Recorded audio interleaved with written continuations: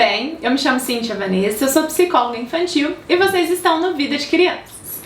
Hoje eu convidei a psicóloga Slaine Oliveira, especialista em comportamento alimentar, para nós falarmos sobre obesidade infantil.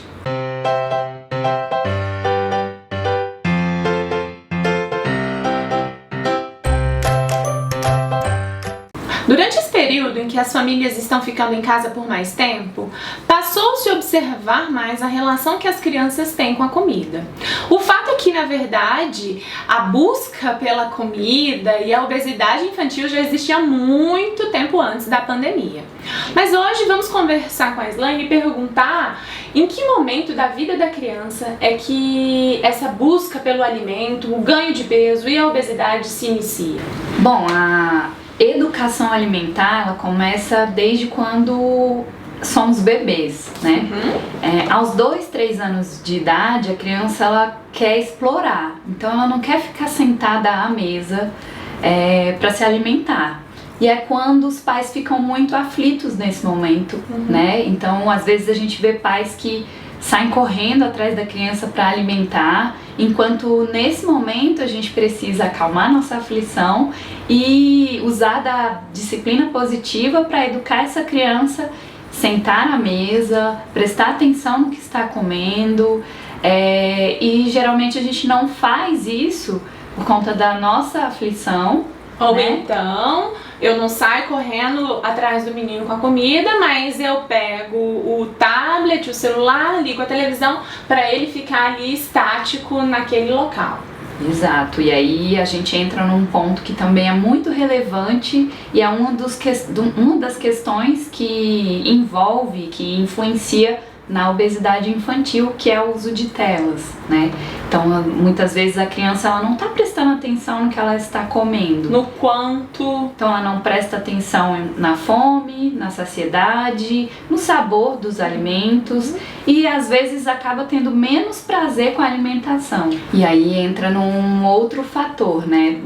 Aos 4 anos de idade, a criança ela começa a ter uma seletividade alimentar maior.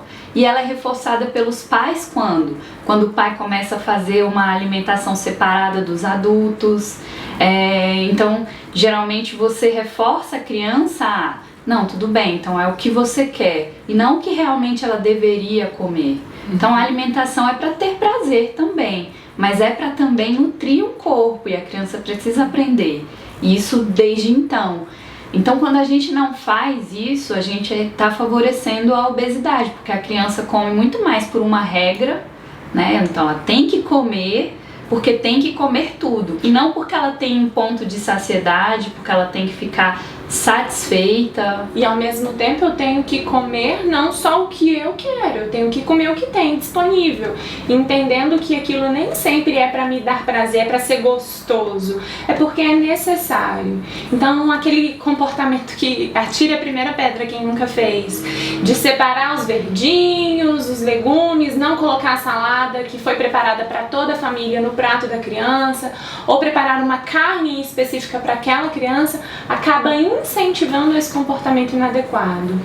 Sim, mas ao mesmo tempo é importante ter equilíbrio em tudo isso, né? Em saber também respeitar que aquela criança ela tem uma preferência alimentar muitas vezes, né? Sim.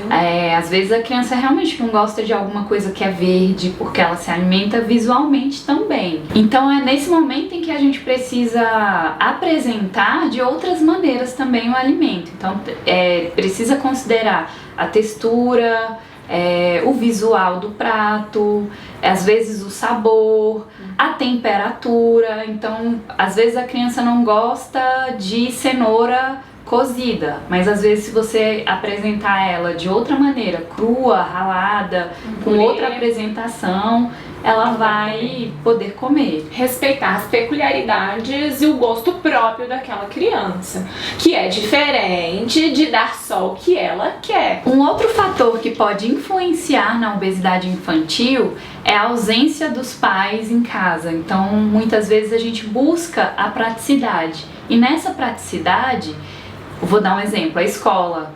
Então, quais os alimentos que você envia para a criança na escola? geralmente são alimentos que são mais rápidos. Você vai lá e compra um suco de caixinha, um biscoito, um salgadinho, porque a gente quer praticidade. Ou às vezes a gente não tem o tempo. Às vezes a gente necessita disso. Sim. E aí é quando na escola a gente tem também uma influência social dentro da escola. Então, olha, o que tem mais valor? O todinho daquela marca ou uma maçã, uma banana? Um suco da fruta dentro da garrafinha, sem marca, ou um industrializado? O salgadinho que vira moeda de troca ou a banana? E muitas vezes a criança se sente discriminada por estar levando um alimento que é diferente do que a maioria costuma levar, né? E aí entra a parte que os pais, ele não quer que o filho se sinta discriminado. Às vezes eu escuto pais falando assim: tadinho, você não vai dar doce pra ele? Ué, mas uma criança que nunca comeu um doce, ela não vai sentir falta daquilo que ela nunca teve, ou que ela nunca conheceu. Certo.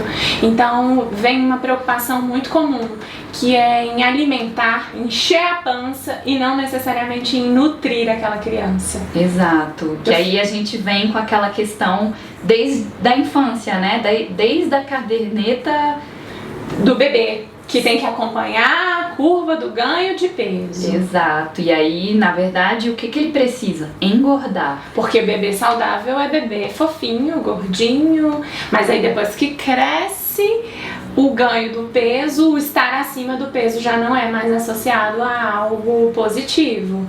E aí vem o impacto emocional e psicológico nessas crianças que estão acima do peso.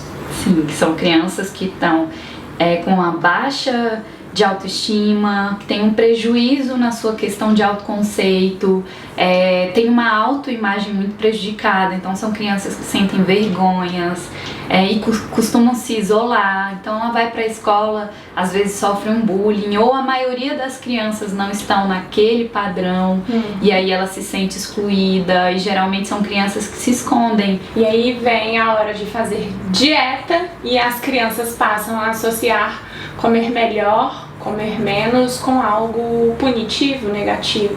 E aí entra quando a gente fala sobre a disciplina positiva.